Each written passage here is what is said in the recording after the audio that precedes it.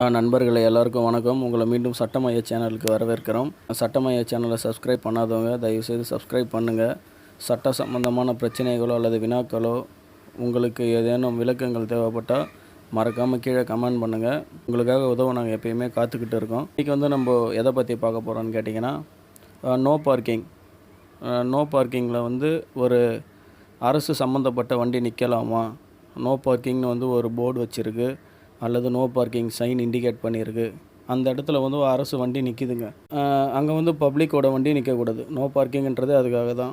அப்படி நிற்கிது, நாங்கள் என்ன பண்ணணும் அப்படின்றத கேட்டிங்கன்னா, நம்ம பண்ண வேண்டியது ஒன்றே ஒன்று தான்.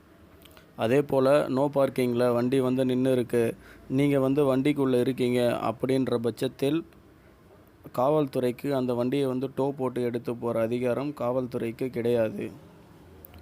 அதுக்கான பிரச்சனைகளை அங்கே பேசி அதுக்கு தீர்வு காணால் மட்டுமே முடியும்.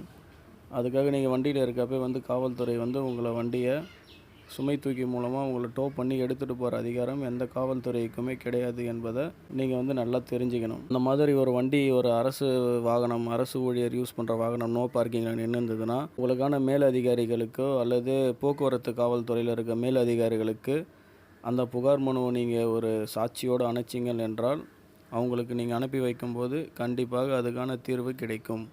கண்டிப்பாக இந்த வீடியோ பிடிச்சிருந்ததுன்னா சப்ஸ்கிரைப் பண்ணுங்கள், சேனலை ஷேர் பண்ணுங்கள், 4 பேர் தெரிஞ்சுக்கிட்டோம். உங்களுக்கான வினாக்களோ அல்லது சட்ட விளக்கங்கள் ஏதாவது இருந்ததுன்னா, உங்களுக்கான பிரச்சனைகள் ஏதாவது இருந்ததுன்னா, அதுக்கு தீர்வு காணணும் அப்படின்னா மறக்காமல் கீழே கமெண்ட் பண்ணுங்கள் உங்கள் பிரச்சனைகளை. அதுக்கான தீர்வை கண்டிப்பாக நாங்கள் தருவோம். மறக்காமல் சேனலை சப்ஸ்கிரைப் பண்ணுங்கள்.